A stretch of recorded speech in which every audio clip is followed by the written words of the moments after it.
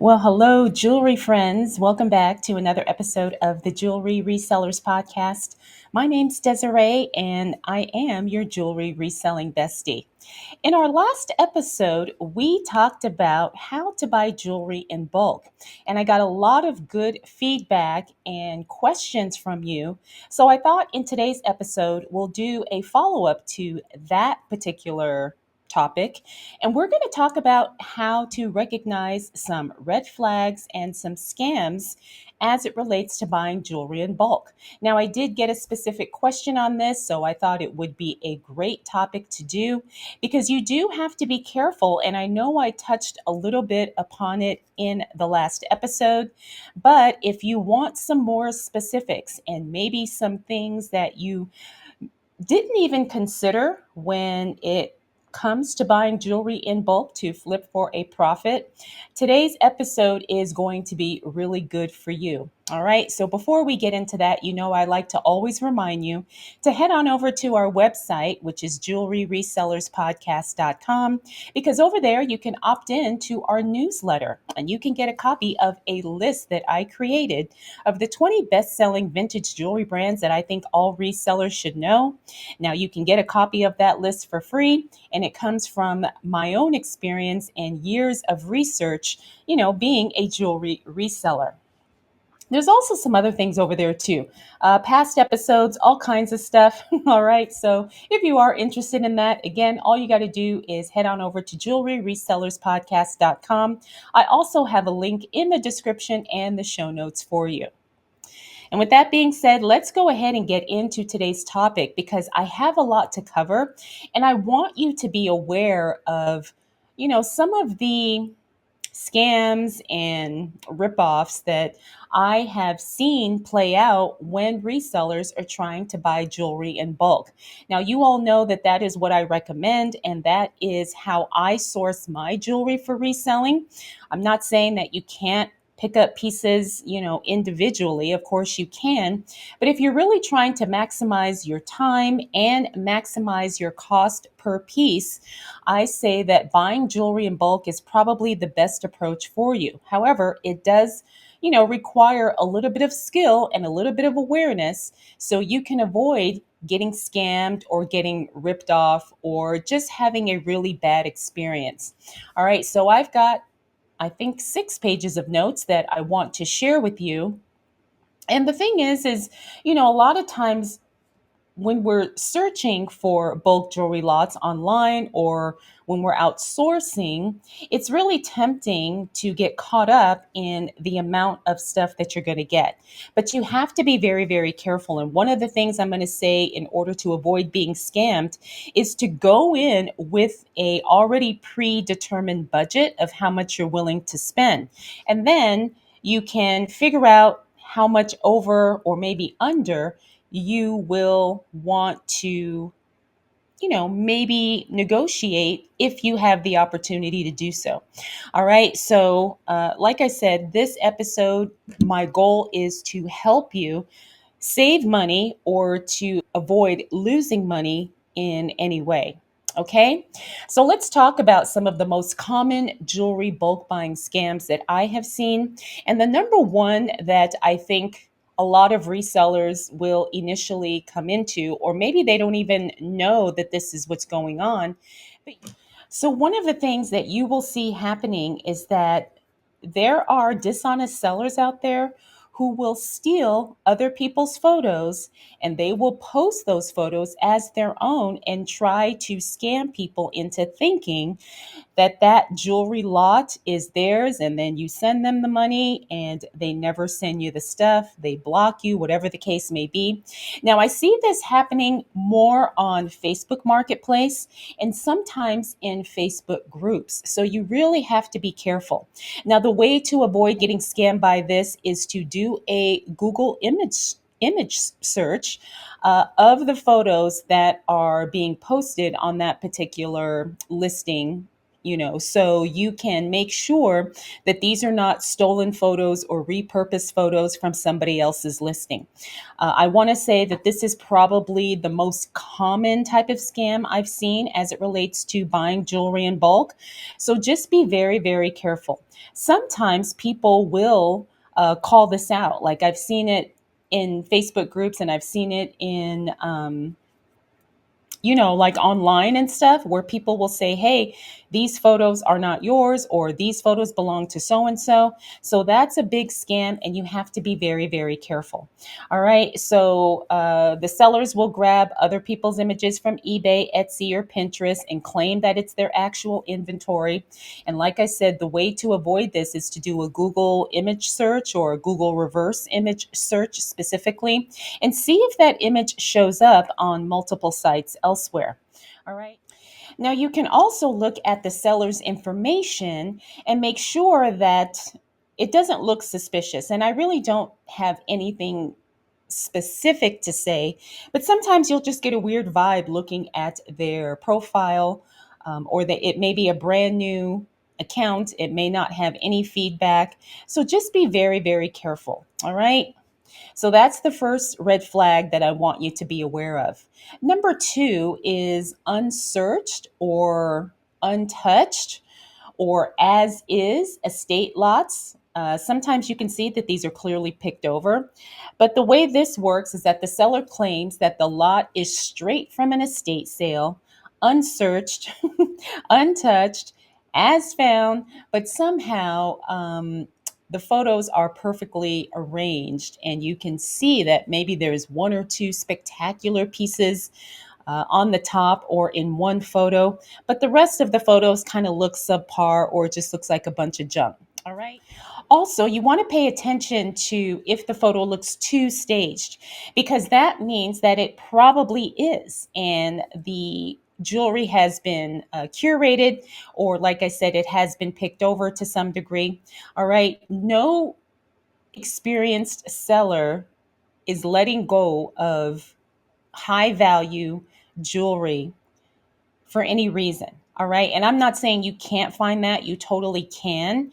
But for the most part, if somebody is saying, oh, this is an unsearched lot, or, as is, I don't know what's in here, I always am suspicious of that, because if you are a jewelry seller of of any level, you're not going to not search the jewelry for valuable pieces. I mean, that's because that's the whole reason why you're selling the jewelry in the first place, is to make money. So, again, pay attention to the wording of the listings, because, like I said, sometimes it just sounds too good to be true, right? It just doesn't make sense, and you don't want to get scammed thinking that you're going to find valuable gold pieces or really expensive vintage jewelry pieces because somebody just happened to want to get rid of all their jewelry. Okay, so be very careful with that. All right, the red flag number three that I have on my list is trash jewelry lots or crap jewelry lots marked as vintage or wearable. Now, this is something that can kind of go either way, because I have sold wearable jewelry lots and they were not trash or junk or a scam. So you're going to have to really pay attention to the description, and you're going to have to really pay attention to the wording that the seller is using, especially in the title. Okay. A lot of sellers who are unscrupulous will label the lot as vintage or wearable, but it's full of stuff that is just doesn't have any value. All right, just because you get a bunch of necklaces that are in one piece and that they are in wearable condition, it doesn't necessarily mean that you're going to be able to flip those necklaces for any kind of a profit. All right, so again, examine the photos closely, look at the seller's feedback, history, and or profile when you can, because you have to be very, very careful with this. All right, now, especially if their descriptions are vague, if you see the words may contain, or some pieces might be wearable, or lots of good stuff, things like that, which I consider filler words. Those are things that you have to be careful of. Now, there are some inexperienced jewelry sellers out there who maybe don't know what they have and they could use words like that. But again, you want to look at the person's profile and see what other kind of items they have for sale. Now, one of the things I do want to bring up is not everybody is trying to scam, right? I know we're talking about red flags and scams in this episode, but I don't want you to think that everybody is out to scam you, because sometimes we can go a little bit overboard and maybe miss out on something. Okay, but at least if you have this awareness and you know some of the key things to look out for, you can protect yourself. Okay, so I just wanted to throw that in because not every not every seller is a scammer. All right, so the other red flag you want to look out for are fake and mislabeled metals. I have been scammed by this very early on when I didn't know what I was doing. But sometimes they will say, oh, something is 925, gold filled, gold plated, or even 14K, 10K without stamping or proof. All right. Now, this is something where it just will take time and experience for you to learn how to recognize precious metals and some of the key things that you want to look out for if you are buying that in bulk. All right. You always want to make sure that you can see some type of a stamp or marking on it. Usually people who are legitimately selling gold, silver, and so on will find a way to show you in the photos the stamps or any type of verification that the metals are what they claim they are. So you have to be very, very careful. You have to be very vigilant when you are looking at these listings and the photos in those listings. All right, because I've seen people buy sterling lots where everything turned out to be silver tone or maybe silver plate. Okay, so be careful with that. And I saw this on Whatnot not too long ago. The guy said, oh, yeah, these are sterling silver rings. And when the person got the rings, they were not. They were just silver tone jewelry. All right, so you want to ask if the pieces are marked, and if they are not showing you close-up photos of the hallmarks or stamps, request them. All right, and if they're not willing to send you that, then I would definitely be very careful. All right, so my next red flag is resale value claims. Now, I've seen this a lot, especially on eBay, where some of the sellers will say, oh, this is a perfect reseller lot. You can make money off of these pieces, or perfect for resellers, or resale value high, things like that. All right, sellers will say that a lot is worth $1,000, $500, $5,000, but they won't necessarily show you any comps or any kind of proof that the jewelry they're selling for that price is really worth that on the resale market.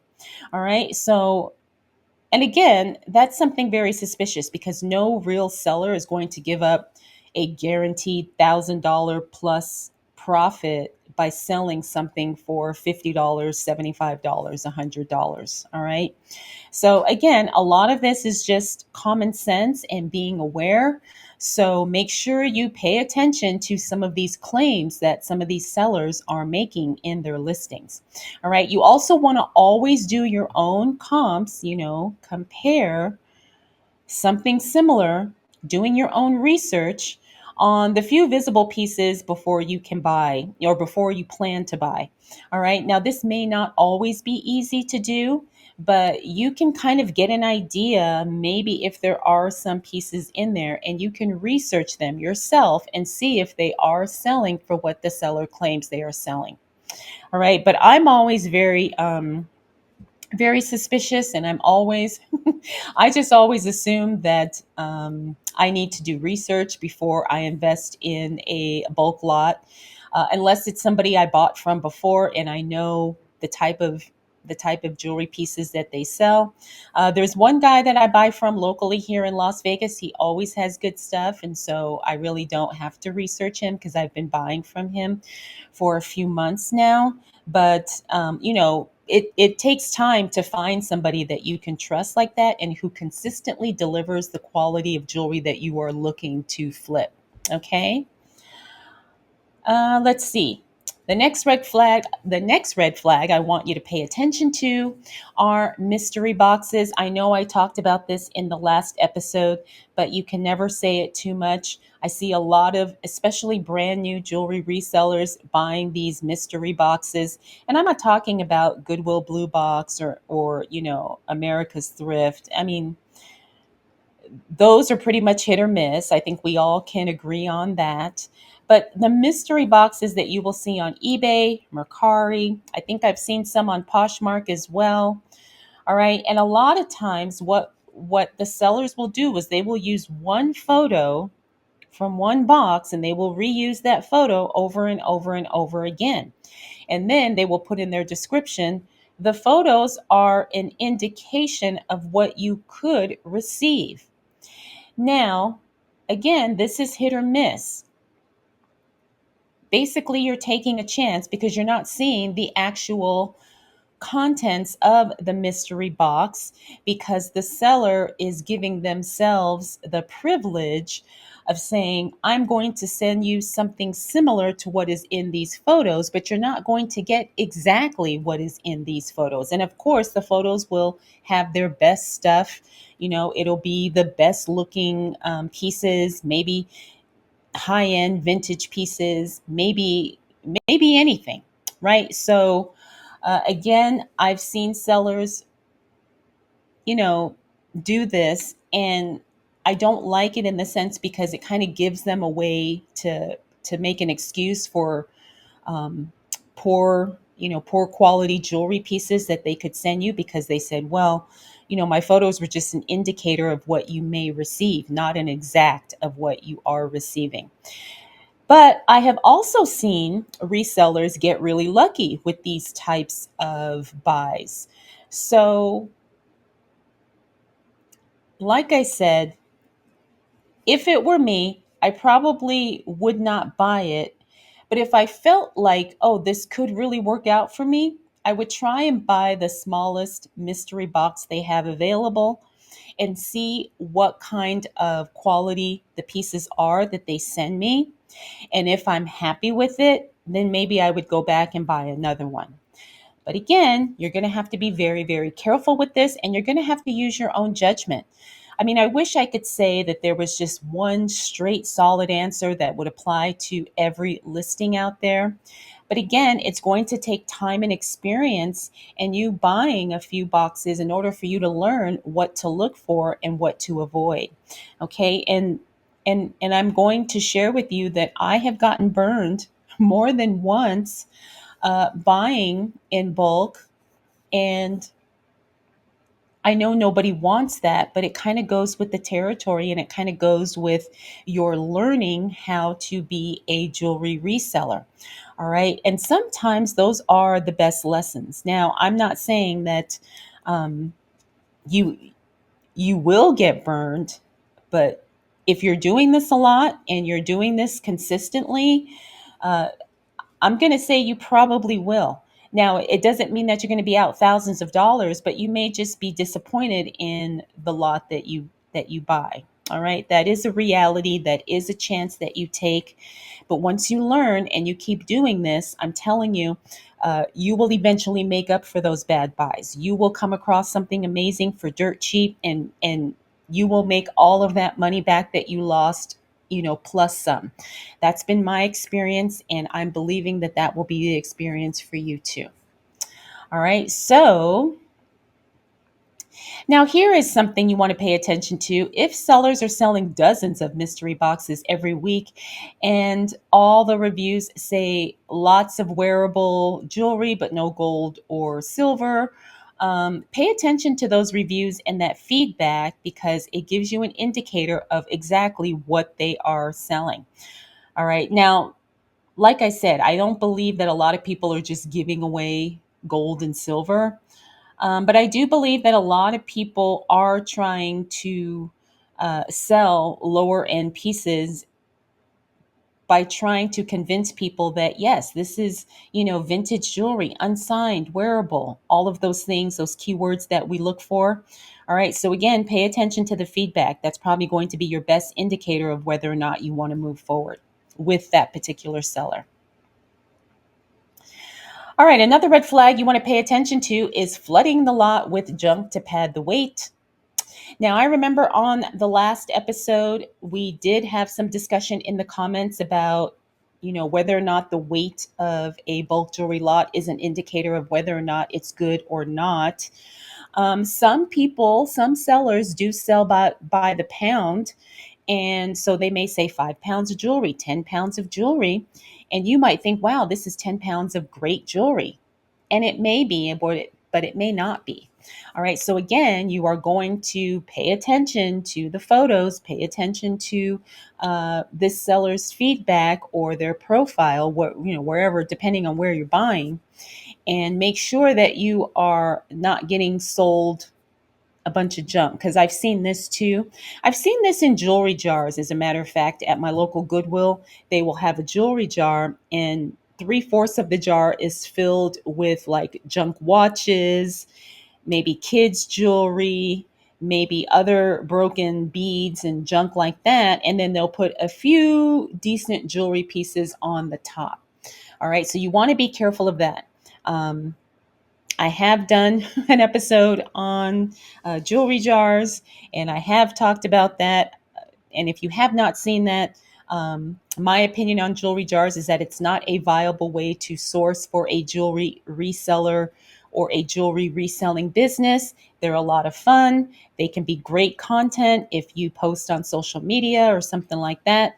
But jewelry jars are not a good way to source and to get the volume of inventory, decent profitable inventory that you need to be either a part-time or full-time jewelry reseller.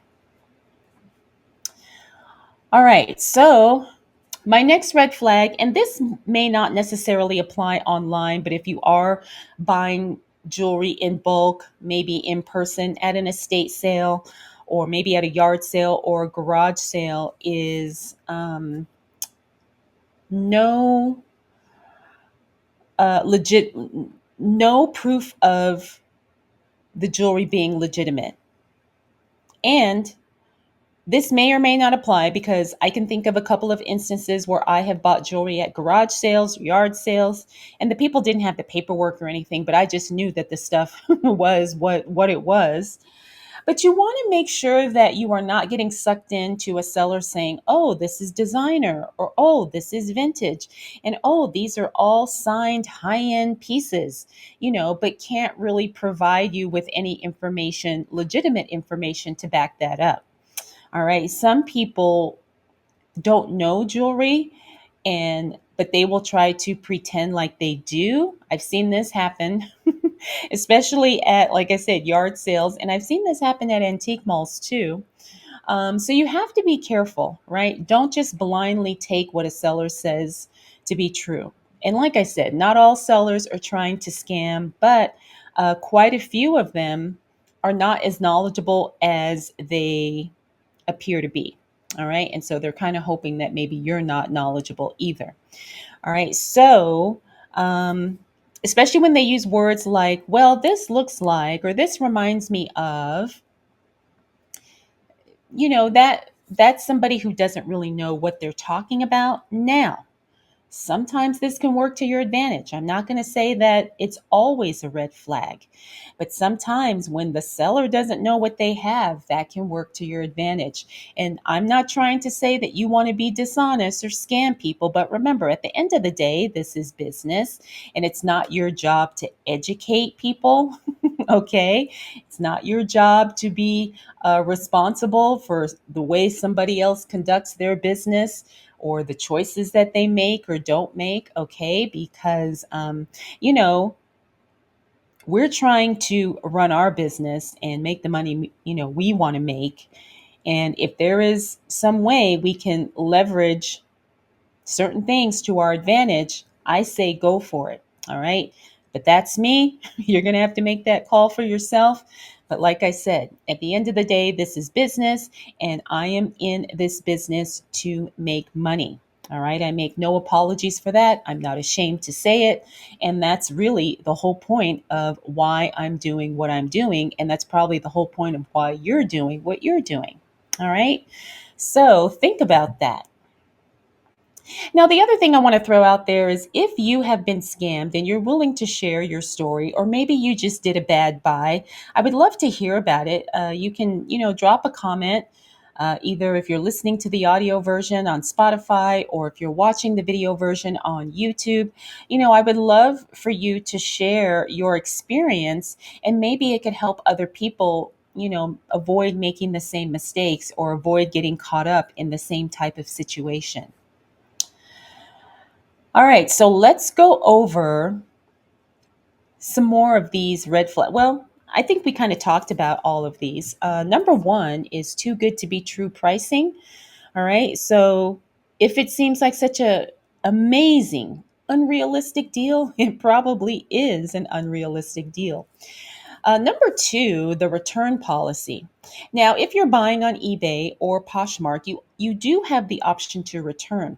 But if you're buying, on Facebook Marketplace, Craigslist, maybe in a Facebook group or something like that, you may not have the option to do a return. So be very, very careful. Okay, you're just going to have to be selective, and you're going to have to do some research before you get caught up in some of these deals.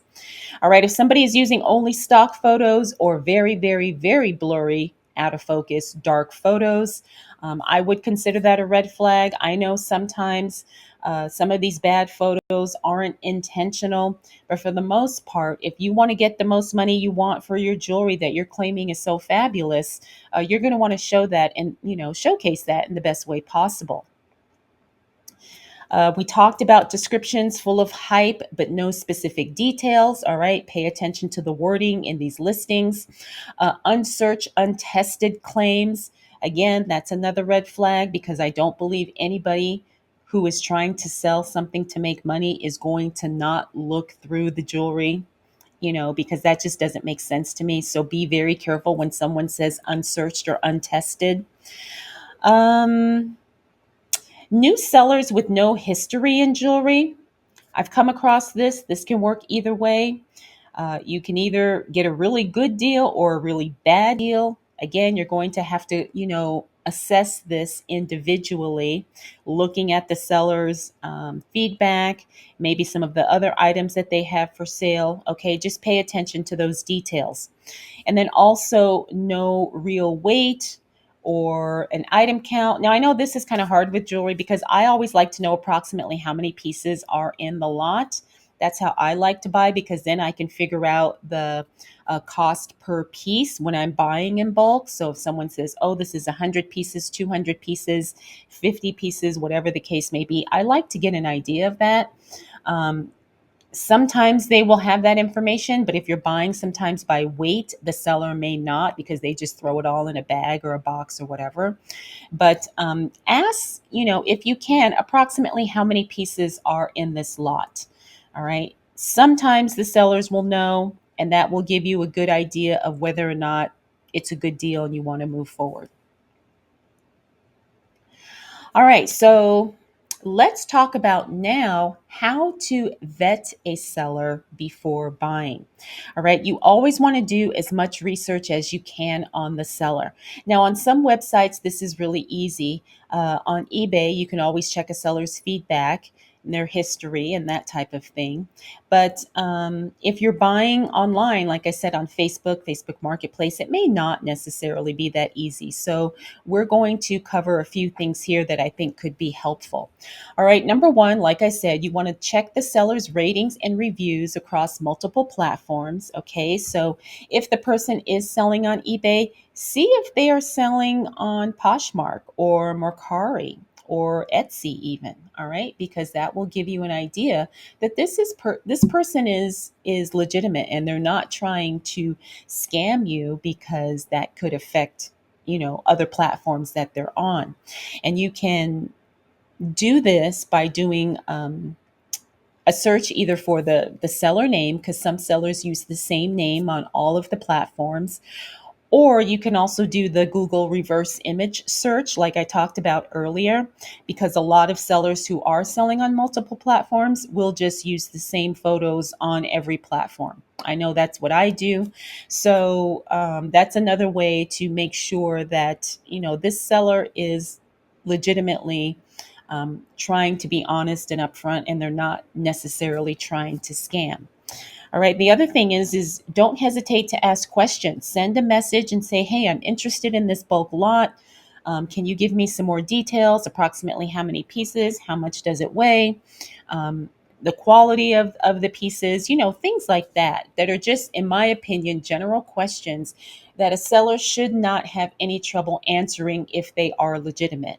All right. But if they give you the runaround or they don't answer you at all, that's a red flag. Doesn't necessarily mean that they're trying to scam, but it tells me that they are not strong in customer service. So if I have a problem with a purchase down the line, are they going to ignore my message, or are they going to get back to me in a timely manner? All right, because I come from the camp where I answer every message and every question that I get, even if it's just to say, "Oh, thank you," or let me know if there's anything else I can help you with, whatever the case may be. Customer service is always good, and that tells me that I'm dealing with someone who is professional and who wants to make the buying experience as positive as possible. All right. I've talked about this. You want to buy small first to test the integrity of the seller and also of the merchandise that they're selling, in this case, jewelry. Did you have a good experience buying a $20 piece of jewelry?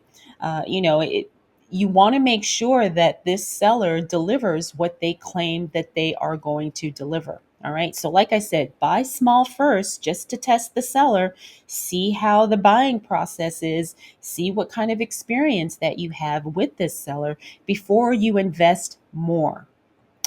All right. And you also want to check for jewelry specific feedback, like I've talked about. All right. So, I want to kind of close out with this last little discussion here. And these are things that I kind of talked about in the last episode. So if you have not watched that, I will link it. It will also be linked in the description, so you can go back and watch that. But a lot of the red flags and scams we talked about today can be avoided by really finding the best sources to buy bulk jewelry.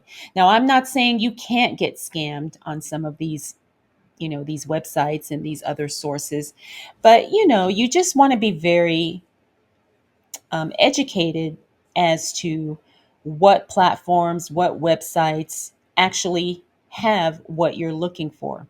Okay, so I talked about eBay. That's probably where most of us will start.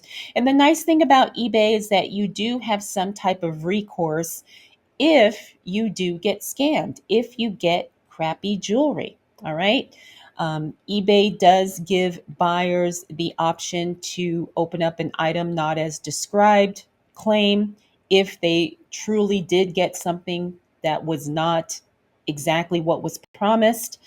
So that's one reason why I like eBay, because as a buyer, I do have a little bit of protection there. Same with Whatnot. Now, I've seen people get scammed on Whatnot. I'm not going to say that you can't, but the nice thing about Whatnot is that you actually get to see the jewelry pieces when the buyer or when the seller is running them in their live shows.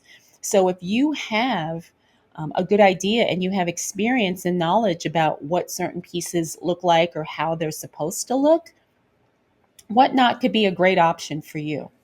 All right, we talked about certain auction websites.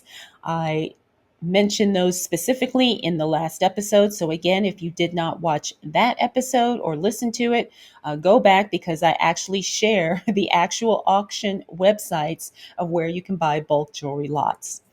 Also, Facebook groups, Facebook Marketplace. Now, again, this is hit or miss, but I have bought some amazing jewelry on Facebook. Okay, so not everybody is a scammer there, again, but you're going to have to do your due diligence. And then finally, local estate auctions or in person buying, especially on Facebook Marketplace. That was one deal I did where a lady had a bunch of stuff and she was local to me here. And I was actually able to go to her home and look at her jewelry. And it was some great stuff. All right. So a lot of this is going to be just time and experience. Like I said earlier, there's not going to be just one blanket answer where I can tell you this is what you do so you don't get scammed. This is what you do so you always get great deals. All right. A lot of it is knowledge, a lot of it is time, and you may have some bad deals here and there, but I promise it's not going to be like that. It's not going to be like that all the time. All right. So if you're willing to invest the time and get yourself educated, you can avoid, I want to say, at least 90% of the scams, maybe even 95 or 99% of the scams and red flags that we talked about today. Okay, so I think this may be all of my notes. All right, so I hope that this gives you a little bit more confidence for buying jewelry in bulk. All right, because you don't have to worry so much about this. And if you are worried, like I said, buy from or buy on platforms that actually do give you the option to fight back if you feel like you've been wronged in any way. All right. I said, eBay is a good place to start for bulk lots. And also, Poshmark is a good place too, because you do have some, like I said, some type of recourse to complain or maybe get your money back, even if you are not getting what you were promised. Um, I want to say too, like for me, I'm at the point now where I prefer to buy lots in person because I can actually see what I'm getting. And I do that, like I said, with a buyer that I met and also at antique malls. All right. Now, antique malls, you may not necessarily get the best price, but at least you know you're not getting any junk. So, the way I navigate the antique mall bulk jewelry buying is if I see a booth that has a lot of jewelry and I'm interested in buying a lot of it, maybe depending on what they have, I may want to buy 20 pieces or I may want to buy 200, and I've done both of those. um, a lot of antique malls will be able to contact the seller, and they will be able to tell the seller, like, hey, you have a buyer who's interested in buying 200 pieces of your jewelry, would you be willing to make a deal? And a lot of times, I think only one time I've been told no when I have approached it that way. And like I said, I like being able to see exactly what I'm getting. I can see the type of jewelry, I can see the condition, I can see the hallmarks and the stamps if there are some. All right, so that is a great way. Even if you don't buy bulk jewelry that way, it's also a good way to learn. So if you do have an antique mall local to you and there is a booth in there that sells jewelry, spend some time there.